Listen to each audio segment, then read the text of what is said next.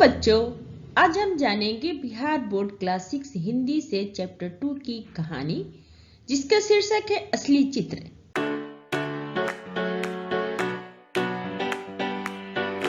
बच्चों, इस चैप्टर की शुरुआत हम यहाँ से करेंगे। इस चैप्टर में एक कहानी दिया गया है। कहानी की शुरुआत कुछ यूं होती है। राजा कृष्णदेव राय के राज्य में एक महाकंजूस सेठ रहता था। उसके पास अपार धन था, लेकिन एक कौड़ी भी खर्च करने में उसकी जान निकलती थी। एक बार उसके मित्रों ने उसे एक कलाकार से अपना चित्र बनवाने को राजी कर लिया। मानने को वो मान तो गया, पर चित्रकार चित्र बनाकर जब उसके पास ले आया तब उसका मूल्य 100 स्वर्ण मुद्राएं देने की उसकी हिम्मत ही नहीं हो रही थी। यानी 100 स्वर्ण असरफी देने की उसकी हिम्मत ही नहीं हो रही थी। वो कंजूस सेठ भी एक तरह का कलाकार ही था। वो अपने चेहरे की आकृति बदलने में माहिर था। मतलब कि वो एक तरह का कलाकार था जो अपने चेहरे की आकृति बदलने में मिनटों भर देर नहीं लगाता था और चेहरे की आकृति बदल लेता था। वो चित्रकार को आया देख तुरंत कमरे में गया और कुछ ही देर में अपना चेहरा बदलकर वहां आ गया। चित्रकार के सामने आकर सेठ ने कहा कि तुम्हारा चित्र तो मेरे चेहरे से मिलता ही नहीं, फिर वो मेरे किस काम का? तुम ही मिलाकर देख लो। सेठ ने कहा चित्रकार से कि तुम ही मिलाकर देख लो मेरा चित्र कहाँ मिलता है। तो चित्रकार से कहा कि मेरे चेहरे को ठीक से देख लो। मतलब सेठ बोला कि चित्रकार मेरे चेहरे को ठीक से देख लो। अब जब ठीक मेरे चेहरे से मिलता हुआ चित्र बनाकर लाओगे तभी उसकी कीमत अदा करूंगा, यानी मैं पैसे दूंगा। तो चित्रकार निराश होकर चला गया। दूसरे दिन चित्रकार एक नया चित्र बनाकर लाया जो उसके पिछले दिन के चेहरे से, मतलब सेठ के पिछले दिन के चेहरे से एकदम मिलता था। लेकिन यहाँ पे भी सेठ का कमाल देखिए, सेठ ने इस बार भी अपना चेहरा बदल लिया। चित्रकार ने चित्र मिलाकर देखा तो और भी वो चक्का रह गया। चेहरे चित्र से ना मिलता था, ना सुनना मिला। चित्रकार मारे श्रम के पानी पानी हो गया। उसकी समझ में ये बात नहीं आ रही थी कि आखिर उससे ऐसी गलती हो कैसे जाती है। उसने फिर से चित्र बनाने का फैसला किया। अगले दिन वो फिर एक नया चित्र बनाकर ले आया, लेकिन सेठ की कारस्तानी से उस चित्र के साथ पूर्व के दिनों, मतलब पिछले दिनों के जैसे ही हश्र हुआ। इसके बाद भी कई दिनों तक नए नए चित्र बनाता रहा और हर बार उसका निराश हाथ लगती रही। निराशा मतलब चित्रकार को हर बार निराशा हाथ लगती रही कि उसे सेठ उसके चित्र के बनाए हुए चित्र को गलत साबित करता और उसको पैसे यानी दाम नहीं मिलता। लेकिन कई दिनों के अनुभव से वो सेठ की चाल को समझ चुका था। चित्रकार कई दिनों के अनुभव से वो सेठ की चाल को समझ चुका था। वो सेठ की कंजूसी को भी जान गया था और पैसे न देने के बाद भी वो कई दिनों की अपनी मेहनत को बेकार नहीं जाने देना चाहता था। जैसे कंजूस सेठ ने कैसे कंजूस सेठ को मार पाई, ये चित्रकार उसको सोचने लगा। इस पर खूब सोचने के बाद उसने तेनालीराम से मिलने का फैसला किया।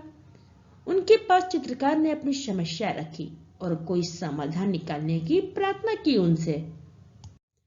थोड़ी देर सोचने के बाद तेनालीराम जी ने चित्रकार की सलाह दी कि कल तुम कंजूस के पास एक आईना लेकर जा और कहो कि आज आपका बिल्कुल सही चित्र लेकर आया हूं, खूब ठीक से मिलाकर देख लीजिए। रत्ती भर भी फर्क आपको नहीं मिलेगा, बस इतना भर करो और आपकी चांदी। कल होकर चित्रकार तेनालीराम के कहे के अनुसार, मतलब कल हुआ तो चित्रकार ने तेनालीराम के कहे अनुसार आईना लेकर कंजूस सेठ के पास जा पहुंचा। सेठ के सामने आईना रखकर उसने कहा, सेठ जी आज आपका बिल्कुल सही चित्र बनाकर लाया हूं, देख लीजिए। तो इसमें किसी प्रकार की त्रुटि की गुंजाइश अब नहीं है। इस पर सेठ बहुत झुंझलाया और बौखलाकर बोला, अरे ये चित्र कहाँ है, ये तो आईना है। तो चित्रकार ने तब सेठ को जवाब दिया, सेठ जी महाराज, आईना के सिवा आपकी असली सूरत और कौन बना सकता है। बस जल्दी से मेरे चित्रों की कीमत 1000 स्वर्ण मुद्रा निकालिए। अब सेठ समझ गया था कि यह बुद्धि और सूझबूझ तेनालीराम की ही हो सकती है। उसके बिना देर किए 1000 स्वर्ण मुद्राएं निकाल मतलब सेठ ने बिना देर किए ही 1000 स्वर्ण मुद्राएं निकालकर चित्रकार के हवाले कर दी। अगले दिन तेनालीराम जी ने इस घटना की खबर राजा कृष्णदेव राय को दी तो हंसते हंसते लोटपोट हो गए। बच्चों, अब हम यहाँ पे कुछ कठिन शब्दों के अर्थ जानेंगे, जैसे अपार। अपार मतलब होता है बहुत अधिक। स्वर्ण मतलब सोना धातु। भौचक मतलब आश्चर्य। हस्त्र मतलब परिणाम। राजी मतलब मानना। अदा करना मतलब चुकाना। कारस्तानी मतलब कर्तृत्व कर्म। बच्चों, अब हम इस चैप्टर के कुछ प्रश्नों के उत्तर को जानेंगे। इस चैप्टर का पहला प्रश्न है, यह कहानी आपको कैसी लगी? इस संबंध में आप अपने तर्क और विचार दीजिए। इसका आंसर है, यह कहानी रोचक तथा मनोरंजक है। इस कहानी की सबसे बड़ी विशेषता यह है कि पाठक की रुचि कहानी पढ़ने में आदि से अंत तक बनी रहती है, मतलब शुरुआत से ही अंत तक बनी रहती है। तेनालीराम की बुद्धि के आगे सेठ जी की चालाकी नहीं चली और उन्हें अंत में अपनी हार माननी ही पड़ी। सेकंड प्रश्न है, इसका कौन सा पात्र अच्छा लगा और क्यों? इसका आंसर, वैसे तो इस कहानी में कुल 4 ही पात्र हैं, पर तेनालीराम की भूमिका सर्वोपरि है। तेनालीराम के कारण ही कहानी आगे बढ़ती है और उनका सुखदायी अंत, मतलब उस कहानी का सुखदायी अंत होता है, अन्यथा कहानी के बीच में ही अंत हो जाता और अंत दुखदायी होता, क्योंकि चित्रकार को अपने परिश्रम का फल नहीं मिलता। थर्ड प्रश्न है, तेनालीराम ने इस घटना की खबर राजा को दी तो क्या हुआ? तो इसका आंसर है, इस घटना की खबर तेनालीराम ने राजा कृष्णदेव राय को दी। राजा इसे सुनकर लोटपोट हो गए और अपनी हंसी रोक नहीं पाए। फोर्थ प्रश्न है, 1 कौड़ी खर्च करने में उसकी जान निकलती थी। इस वाक्य का आज से स्पष्ट कीजिए। तो इसका आंसर है, कंजूसों के लिए पैसा सब कुछ होता है। इस संबंध में एक कहावत है कि चमड़ी जाए तो जाए पर दमड़ी बची रहे। 1 कौड़ी खर्च करने में उनकी जान निकल जाने की नौबत आ जाती है। राजा कृष्णदेव राय के राज में भी एक ऐसे ही धनी सेठ था जो पैसे को हाथ से निकालना सहन नहीं कर सकता था। 5 प्रश्न है कि रिक्त स्थानों को भरिए। तो रिक्त स्थान में पहला प्रश्न है, कंजूस सेठ ने चित्रकार से खाली स्थान देने का वादा किया। तो इसका आंसर है, कंजूस सेठ ने चित्रकार से 100 स्वर्ण मुद्राएं देने का वादा किया। ख प्रश्न है, यह कहानी राजा के राज्य की है। तो यह कहानी राजा कृष्णदेव राय के राज्य की है। ग प्रश्न है कि चित्रकार ने खाली स्थान से सलाह ली। तो इसका आंसर है, चित्रकार ने तेनालीराम से सलाह ली। घ प्रश्न है, एक दिन चित्रकार लेकर सेठ के पास पहुंचा। तो इसका आंसर है, एक दिन चित्रकार तेनालीराम के कहे के अनुसार आईना लेकर सेठ के पास पहुंचा। अंगा प्रश्न है, तेनालीराम राजा कृष्णदेव राय के दरबार में खाली स्थान थे। तो इसका आंसर है, तेनालीराम राजा कृष्णदेव राय के दरबार में विदूषक थे। प्रश्न है, चित्रकार की जगह आप होते तो क्या करते? तो इसका आंसर है, चित्रकार की जगह कोई भी दूसरा व्यक्ति होता तो निराश होकर बैठ जाता और 2-3 प्रयास के बाद बनाए चित्र को कंजूस सेठ के घर छोड़कर आ जाता। प्रश्न है, गप लगाने से नुकसान ज्यादा होता है या फायदा? 5 वाक्य में लिखिए। तो इसका आंसर है, गप लगाने का आधार ज्यादातर झूठ होता है। झूठ के पांव नहीं होते। झूठ अपने बल पर बहुत देर तक टिक नहीं पाता, अतः बराबर गप लगाने वाला व्यक्ति अपने मित्रों के सामने बहुत प्रभाव डालने में विफल हो जाता है, क्योंकि सच्चाई प्रकट हो जाती है। गप लगाने से नुकसान ज्यादा होता है, फायदा बिल्कुल नहीं। प्रश्न है, बार बार कंजूस सेठ द्वारा अपना चेहरा बदल लेने के बाद चित्रकार को सलाह किसने दी?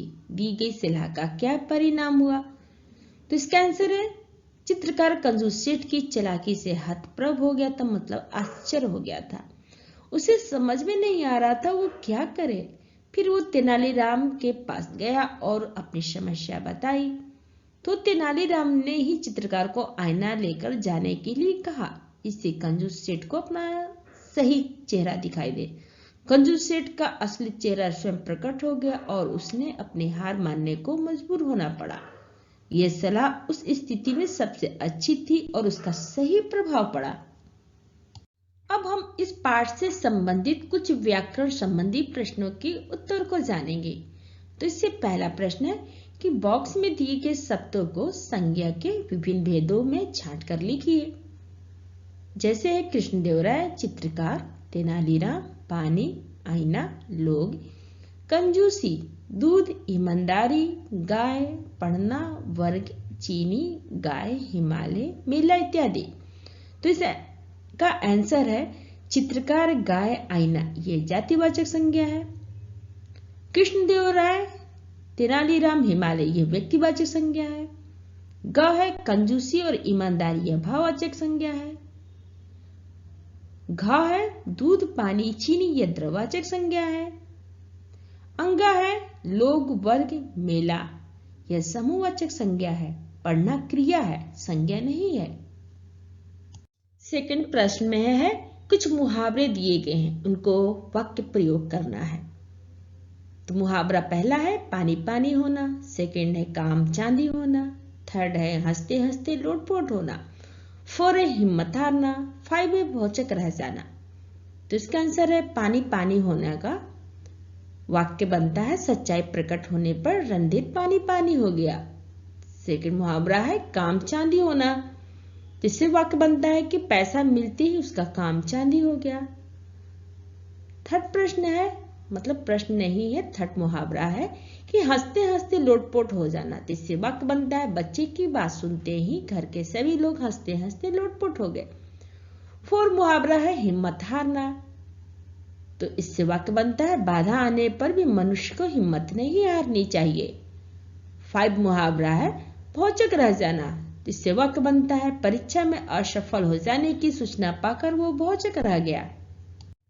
थर्ड प्रश्न में कुछ शब्द दिए गए हैं जिसका हमें विपरीतार्थक शब्द बनाकर लिखना है। तो शब्द है अपार, नया, निराशा, समझ, देर, सही। तो इसका आंसर है अपार का अपोजिट होता है सीमित, निराशा का आशा, देर का शीघ्र, नया का पुराना, समझ का नासमझ, सही का गलत। 4 प्रश्न में है कि कुछ शब्द दिए गए हैं, इन शब्दों को आपको वाक्य बनाकर लिखना है। तो शब्द है चित्रकार, पत्रकार, कलाकार, सलाहकार, नाटककार। तो इसका आंसर है पहला है चित्रकार। चित्रकार से वाक्य बनता है भारत मानिक अच्छे चित्रकार है। सेकंड शब्द है पत्रकार, जिससे वाक्य बनता है पत्रकार बनकर आप यश कमा सकते हैं। थर्ड शब्द है कलाकार, जिससे वाक्य बनता है अच्छे कलाकार का सभी सम्मान करते हैं। 4 शब्द है सलाहकार, इससे वाक्य बनता है सलाहकार बनना गौरव की बात है। 5 है नाटककार, तो नाटककार बनना अच्छे कुशल कलाकार की जरूरत है।